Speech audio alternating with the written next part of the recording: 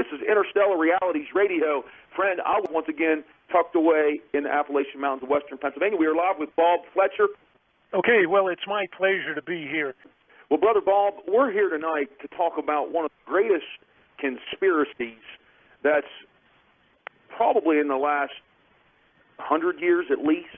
Planet X is making a comeback right now. Now, I said 100 years. Obviously, Planet X goes way back beyond that. But, it didn't really start coming to the surface until really, from what I've researched, from 1900 until now is when it really started coming to the surface. And more specifically, it seemed like after 1970 into the mid-'80s, it was really talked about, and then it disappeared, and now it's making a comeback. So let's just take a moment and talk about, because I believe Planet X is tied into the sixth seal in Bible prophecy. I believe it is probably almost sure what causes that sixth seal. But could you just let's open it up there, sure, and let's talk about Planet X, and just give me all you know on the subject. And we're going to start with you. That'll take a couple of months, but let's just scrape on the surface today.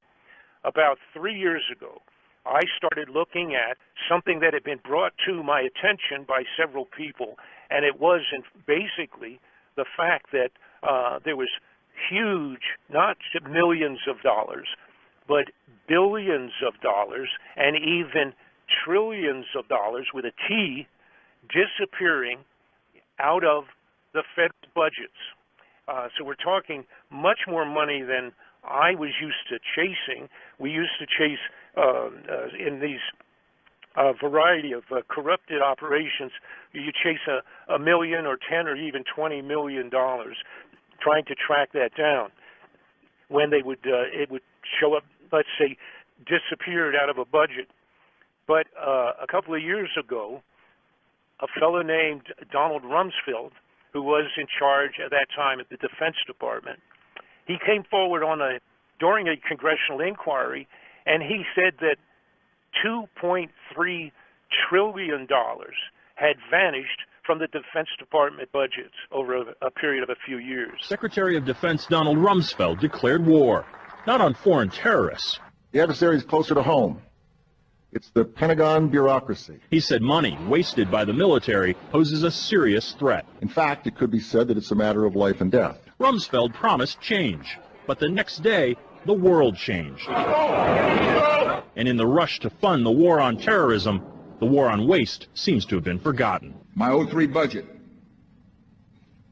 calls for more than $48 billion in new defense spending. More money for the Pentagon when its own auditors admit the military cannot account for 25% of what it already spends. According to some estimates, we cannot track $2.3 trillion in transactions. 2.3 trillion with a T. Now, the amount we're talking about now, by the way, 2.3 trillion is the equivalent to writing a check to every man, woman, and child in the United States of America for about $5,000.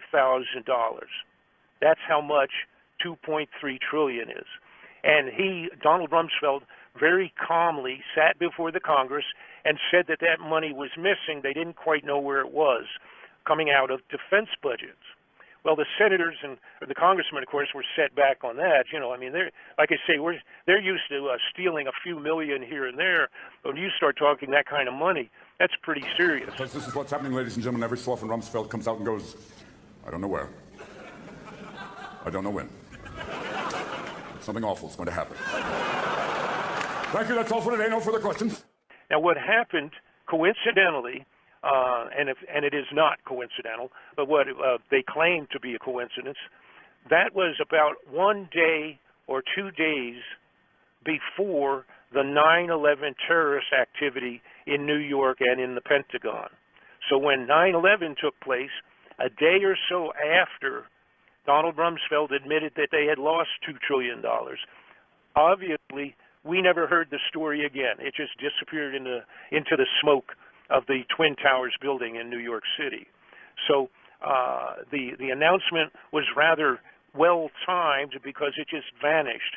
So following that, some folks had brought, of course, to my attention the fact that Mr. Ron Paul in the Washington, D.C., had come forward and had asked the Federal Reserve System if he could get an audit on the gold, because the gold out of Fort Knox has been rumored to be gone.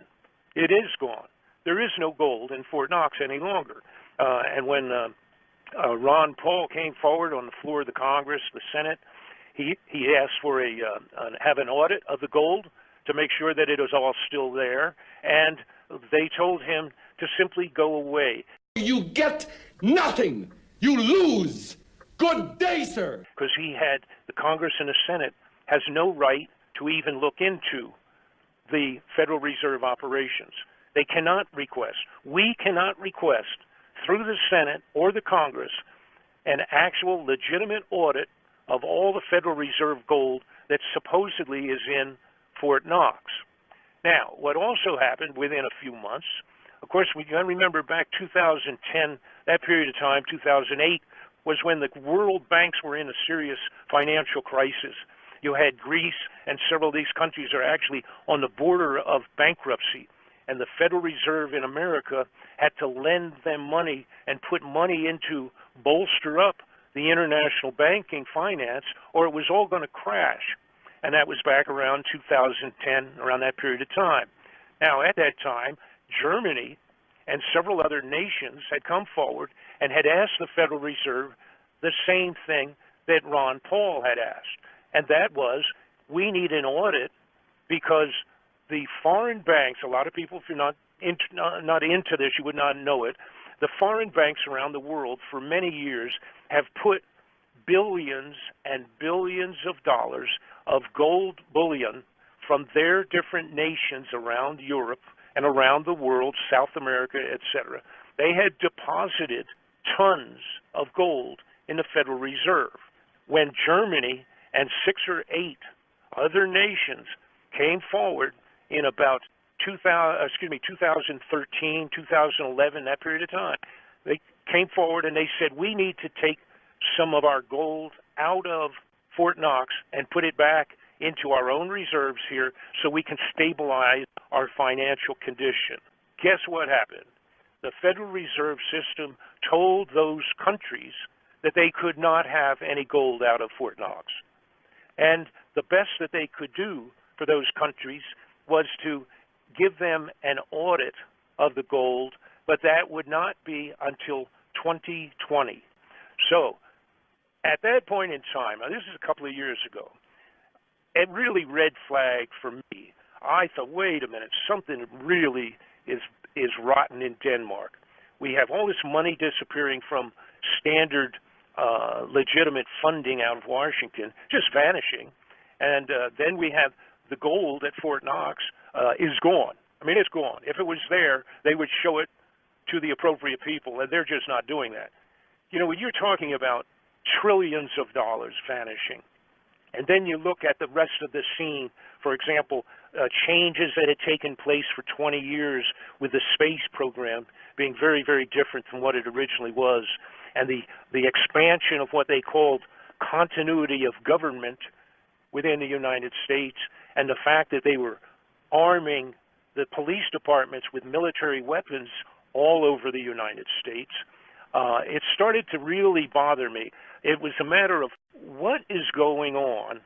What is it that would cause these guys, who usually steal what they want to, cover it up, and build them a new home in Tahiti or something for vacations and get away with it? But now they've changed direction. Then I remembered in the 90s, I had several people contact me, and they said, Bob, I have films of the construction of underground facilities all over the United States. Our black budget, for instance, garners $1.023 trillion every 2 years. It's over $500 billion a year. Right now, there are 131 active deep underground military bases in the United States. There's 1,477 of them worldwide. Each one has an average cost of $17 to $19 billion. And that came to me from several people. Some of them were truck drivers who told me fantastic stories about going having an 18-wheeler, 40-foot truck filled with foodstuffs being delivered into a government facility, and they would follow the map where they were supposed to go, and there was nothing out there. Let's say it was outside of Texas in the desert area, and they would go, and the side of the mountain would open up, and they would drive down inside of a mountain, and it would close behind them.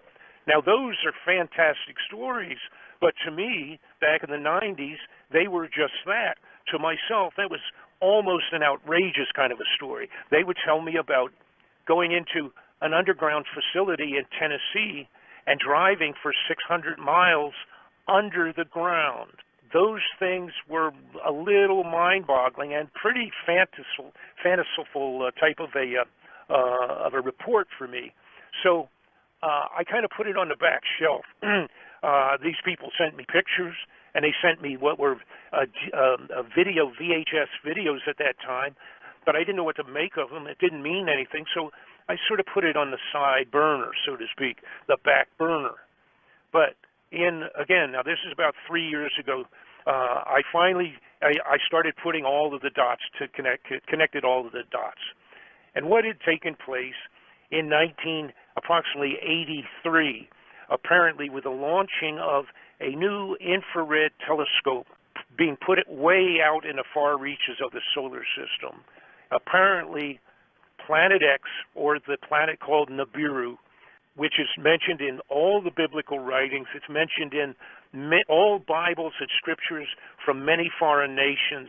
It's mentioned in historic writings of the Chinese emperor 2,000 years ago.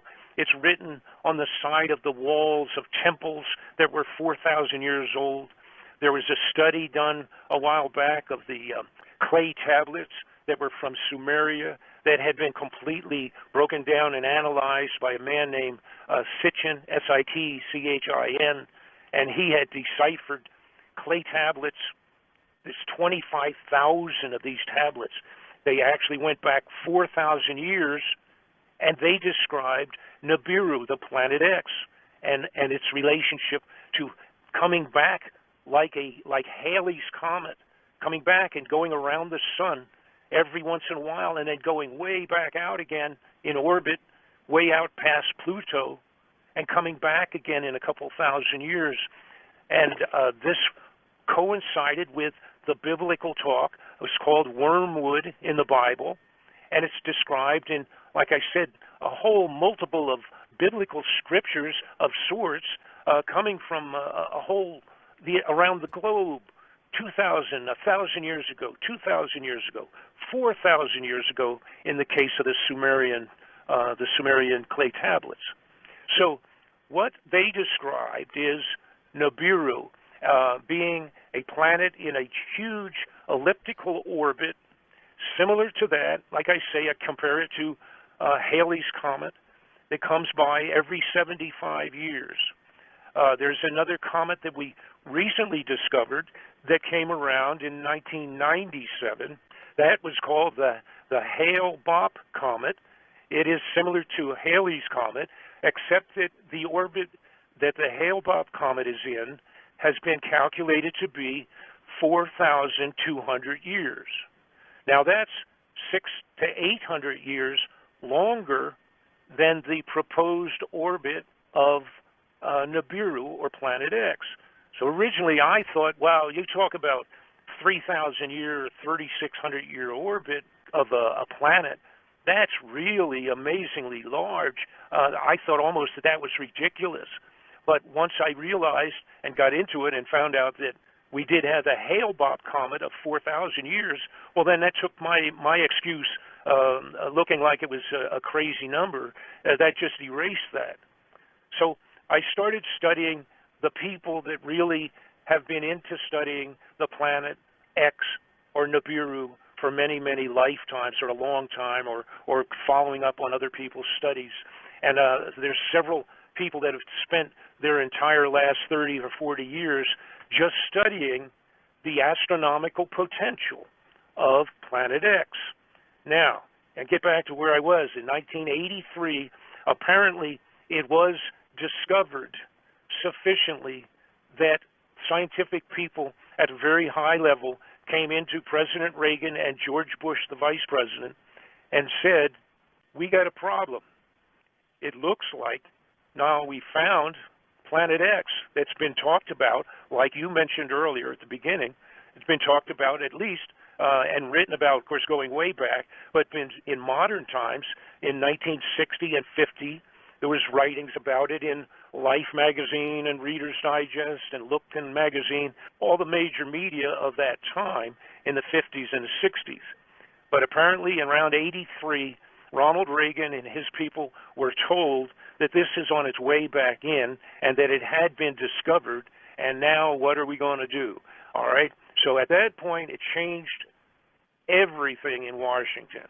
And what you had now was this handful of large numbers of, I'm going to refer to them all as, excuse me, criminal, corrupted persons out of government, and they decided that what we have to do, obviously, is if this thing's coming back, we've got to expand underground facilities that are going to hold enough people so that our families and our immediate, most important, wealthy people of the United States are going to have a place to hide. They called it continuity of government, and they built 103 of these underground facilities underground in the United States. When I started investigating, I ended up being able to get plenty of information on them, including most of the locations. Additionally, we have live footage and photographs of the underground facilities. Again, not all of them. Most of them, of course, are secret to above top secret in their classification. I also started looking into it to find out what the status was on other foreign nations, because something of this sort coming back, a biblical event that will devastate the globe, obviously has to be known also to the highest levels of other governments. What I found out is that Russia in 2010 put out a mandate that by 2015 that they would have 5,000 underground facilities prepared for as many people as they could in Russia. I found out they had one large facility. Actually, they have several large, but one of them's big enough to hold as many as 30,000 or 40,000 people underground. I discovered that the European major nations have been also building underground facilities. And then I also discovered, which anybody can look up because it is part of public information in general, you can look up what's called the Seed Vault of Norway or Denmark. They have built a giant international cooperative seed vault, maintains billions of seeds in the to be hidden away. It's underground in the side of a mountain. You can look it up on a computer. Just put International Seed Vault, and you can find it yourself on the computer.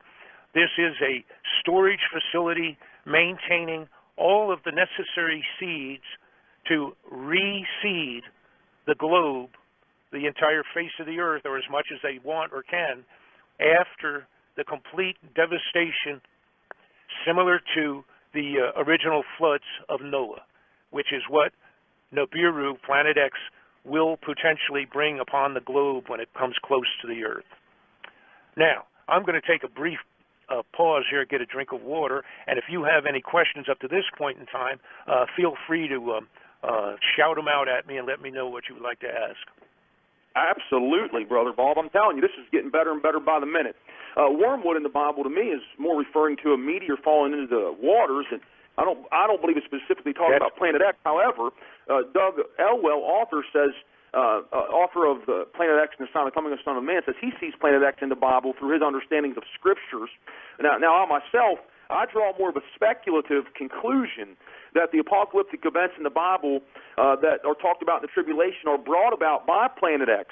I can't say I can see it clearly in the Scriptures, although I do believe it can be theorized that Planet X is the cause for some of the biblical events talked about concerning Bible prophecy. And that's I do have that theory. Sure. Okay. However, this is going to answer your question, and it fits both cases.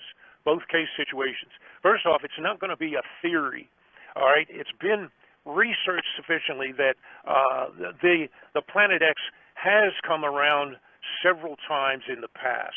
Now, and when it has happened, it has varied in the degree of devastation.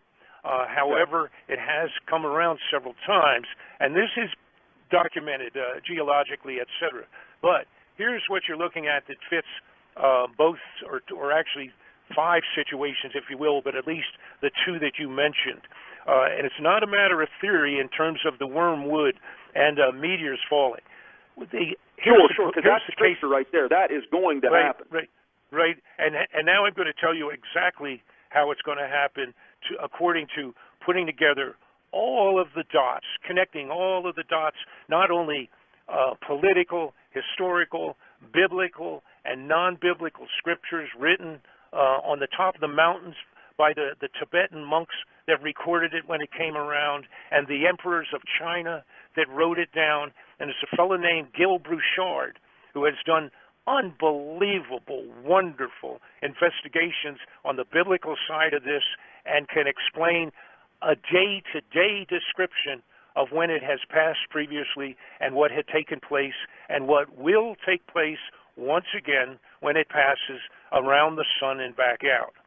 Gil orbit, has been on the show. Okay, you know Gil, you know his work.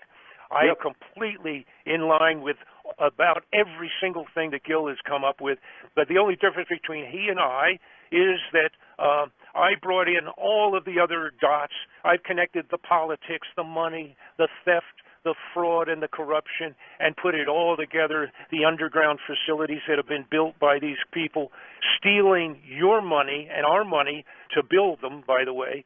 You know, billions of dollars under the ground in these facilities. They're so huge, they would take your breath away. Now, let me get back to my point, though. Here's the basics of what is described to most likely take place, and this relates to the scriptures, and I'm calling it that because it's just written word, not only biblical, but of all other ancient scribes that have put all this down in black and white, so to speak, going back many years, when they have actually, some of the people that had survived the previous passes and wrote about it and inscribed it in clay and did it in bronze castings and things of that sort, describing what took place. And of course, they didn't understand what it was, but they described it exactly as it most likely will happen again. Now, here's where it fits into wormwood and the meteor falling into the water and all of that. That's all obviously written in reasonably plain words in the Bible, so to speak. You don't have to draw too many wild conclusions about what's being described as things splashing into the ocean, etc., and causing great tidal waves, by the way. Tidal waves are going to be unbelievable, tsunamis when this comes around. But it will also be, part of that will be like Noah's flood, and it will be this planet, which is 5 times, calculated to be 5 times the size of Earth, will have a gravitational effect on the Earth that hasn't been seen since it came by the last time. Now, here's what basically will take place. When it comes back around, it will come in, and this is even according to Gil Brouchard's wonderful work that he's done. It will come in and circle around the sun. It will go behind the sun. When it does, you have to remember this is going to be similar to what we see when we watch the Halley's Comet. When it goes by around the sun, but it's way, way, way out, and it's basically, that's just a frozen snowball, to make a simple description of it. So it comes around the sun. It has a long tail behind it, dragging behind it, goes around the sun, goes back out in a short time later, and goes back out for 75 years, not to return again for 75 years. The Hale-Bopp comet that I mentioned earlier does exactly the same thing, but it was bigger, by the way, than the Halley's Comet, and it drags its tail around behind the sun and then goes back out again, heading towards the far reaches of the solar system again. Now, when Planet X or Nibiru comes around, the difference is Number one, it is a solid mass 5 times the size of Earth.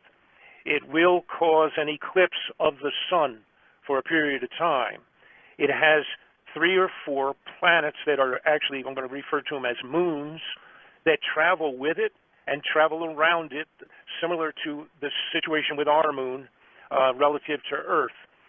The moons will be dragged around with Nibiru at the same time, and then we will have a tail of debris being dragged along, gravitationally sucked along behind this original primary planet Nibiru. When it comes by, it will travel behind the sun. The Earth, on its regular rotation around the sun, will in fact pass through the tail of Nibiru. When it does that, you will have the equivalent of the biblical meteorites that fell upon the Earth in hail and brimstone. They didn't know how to describe it, but basically we're going to have flaming meteors of different sizes, meteorites, crashing. Actually, we will be crashing through that debris. It will take about an hour's travel time to pass through it. Then, bearing in mind now, the Nibiru would be ahead of the Earth, going around the sun, and it will take about 155 days for Nibiru to come out the other side and head back towards outer space once again, not to come back for some unknown period of time. Now, there's a debate between 2 or 3 different groups of people that have been studying this, and that's okay, because it doesn't affect the bottom line on this. The debate is whether it comes around in 3,005 or 3,600 years, or if it comes around 350 years, which is closer to the figure that Gil Bouchard believes in, doing his studies. And he has very good information to back that potentially up in terms of the numbers of years. All right, so here's what I'm saying, where it doesn't make any difference to you and I. If this comes around in our lifetime, then we're talking, it doesn't make any difference if it's been out for 3,000 years or if it has come around 10 times 300, which would be 3,000 years, and coming around 10 times since that same period of time. So in other words, it doesn't make any difference if it's 3,000 or if it's coming around every 300 and 350 years. It does not make any difference, because if it comes during our lifetime, we are the ones who will have to face whatever it will bring with it. And the meteorites, those things where the biblical students talk about that being what is written of in the wormwood, I believe what it is in reality, it is Nibiru itself is the wormwood, and all of the debris that will hit Earth when we go through the tail of that thing. Actually, we will plunge through the tail, and it will take whatever. I think it's about 1 hour of actual going through the tail itself. It's actually mathematically been analyzed, but that will bring with it. You see, that will bring with it a multitude of meteors, etc. And I must say this: we already have an increase and a multitude of effects today from Nibiru. Now, when we talk about the effects of Nibiru, see, it's the problem is going to be it's a multitude of effects on the Earth. You know, unless you really get into studying the planets, etc., and become astronomically educated, which I don't pretend to be. I'm the messenger relative to that information put together by 1,000 astronomers and scientists over a couple of thousand years, and I don't pretend to be the 100% expert on all of that. But I was able, because of my background, I was able to connect the dots, to make sense out of things. It's like, why wouldn't, for example, since 1983, which is a period of time when this, I believe, the realization really settled in to the bad guys in Washington that this was a reality and was going to change their lousy, corrupted plans, because all of a sudden they had to worry about survival of their own families. So it changed things from just plain stealing and going about their normal one world government concept, this sort of threw a monkey wrench into it. The wealthiest are all digging holes to go underground. They have them finished for the most part. They're continuing them, making them better, making them bigger, and making them more full with survival materials and foods for themselves in the United States and all the rest of around the globe. Now, relative to the Mideast, see, that's all amazingly biblical. The outrageous increase and expansion of this ISIS group. Well, they're not a handful of bandits. They have billions of dollars that they have stolen. They went, I'm not counting what they may have different countries backing them that we don't know about, corrupted governments, but they literally went into bank after bank and stole every penny that was in there, whether it was American dollars, gold on deposit, or in fact dinars, their own money. They have billions of dollars in their pockets.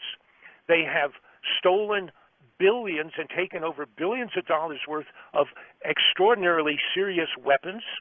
These guys have serious weapons. They're not throwing stones and picking up pistols and with six-shooters. They have missiles. They've got everything you would want to continue what they're doing. It is biblical, obviously. It's the amazing confrontation of the Muslim versus the Christians. If people don't realize that and how biblical that is, they might as well just go back to sleep and have another drink because they're just not paying attention. Now, the timeline in 1983 being approximately when it really was seriously accepted in Washington that this thing was coming back and it's going to really do a number on the earth, period. It will constitute Noah's floods once again. The earth, more than likely, will end up tilting 26 degrees on the axis of Earth. The biblical accounts and the worldwide accounts, going back to the old emperors in China who wrote these things down in diaries, and they literally tracked what they called the flaming dragon or the visiting star. They tracked that across the sky for the 155 days that it took to go around the sun and back out. During that period of time, on the entire globe, there was global reaction of floods, crazy weather, meteor storms, fires, everything that you could imagine. And by the way, one reason that they know that it was a 26-degree shift of the axis is that one of the a particular thing called the sky disk was discovered that was literally a 12-inch Bronze Age disk that on it is the description of the passing of Nibiru causing the blocking of the sun, the eclipse of the sun for a period of time. When it passed, there were actually galactic, all the stars were written and drawn into this. It's like a picture. It's a 12-inch piece of bronze highlighted in gold. It was discovered in 1999 in Germany. And so these people had survived it, and they drew the equivalent of drawing a picture of this thing passing. But the sky disk was dated. This was done 3,600 years ago, and it described Nibiru passing at that time. All right, and it says it was, I believe, if I'm going by memory now because I don't have it in front of me, I think it was April the 10th of 3,600 years ago, April the 10th at 8:30 in the morning. The amount of information that has been generated from many, many people studying this brings it down to where we can do a rough calculation as to when Nibiru may pass through close by once again, and I'm going to get to that in just a minute. The big deal is this. Here's what's going to happen, provided if, and I have to preface this, 5 years ago, if you had come to me and asked me to even do a study or even look into this report on Planet X, et cetera, with the knowledge information I had 5 years ago, I would not have touched this with a 50-foot pole. I'm not going to put my name on a report as crazy sounding as this was or would have been. I would never put my name on it. I wouldn't have touched it. But progressively, I realized that the only thing And once I learned all the information that has been put together on Nibiru and its previous passing, and the biblical scriptures about it, once I had learned that and put it together with everything else, there is nothing else on the face of the earth that would cause the major governments of the world to dig survival space under the ground and into the sides of the mountains to hide themselves away. There's nothing else that fits it, period. They have taken over, we have taken, in the United States, we have taken over what was NORAD's facilities in Cheyenne Mountain. There are no longer equipment in there for checking and tracking missiles and weapons of that sort. That's what it was originally built for. It has been taken over. It is one of the new hideouts for the elite to run into the mountains when Nibiru passes close. It's one of the 100 and some that we have in America. The Chinese have thousands, and I have pictures and films of this. The Chinese actually have facilities so large under the mountains, into the mountains, and the sides of hills that they have stored entire fleets of airplanes and battleships. Now, it's been calculated, related to all of the information put together, put into a computer and kicking out the analysis of the most likely time for its return, the second least likely time, and then the third very least likely time to be passing back by. Now, this is going to upset some people.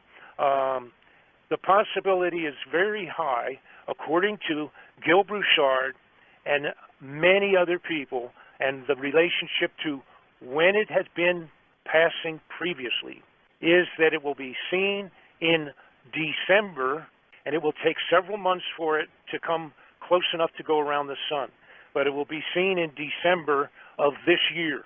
And then we will have January, February, and then the key months for it to be closest to pass near the Earth and causing the most trouble would be March and April of next year. And then it will head back out, and whatever damage it's done, it will be finished, and we'll be licking our wounds.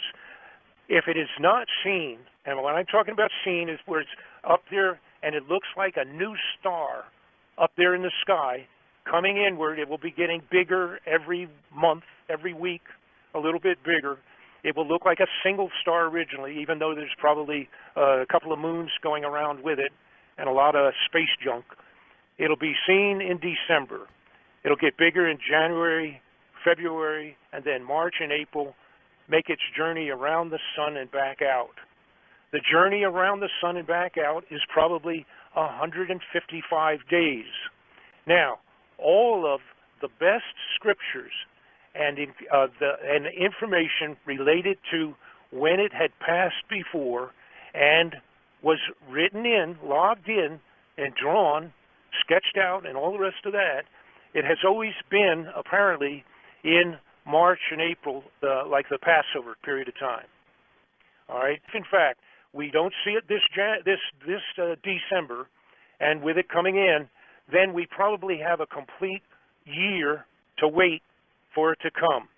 If it still has not arrived in that second year from today, if it's still not on its way in, then we would be into 3 years of March. Okay, in other words, March or April, 3 years from now.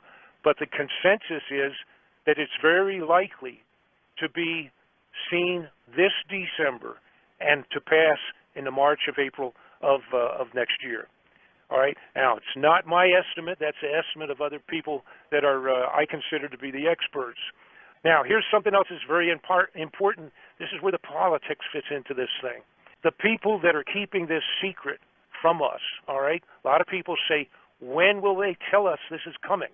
They will never formally announce that this is coming in, all right?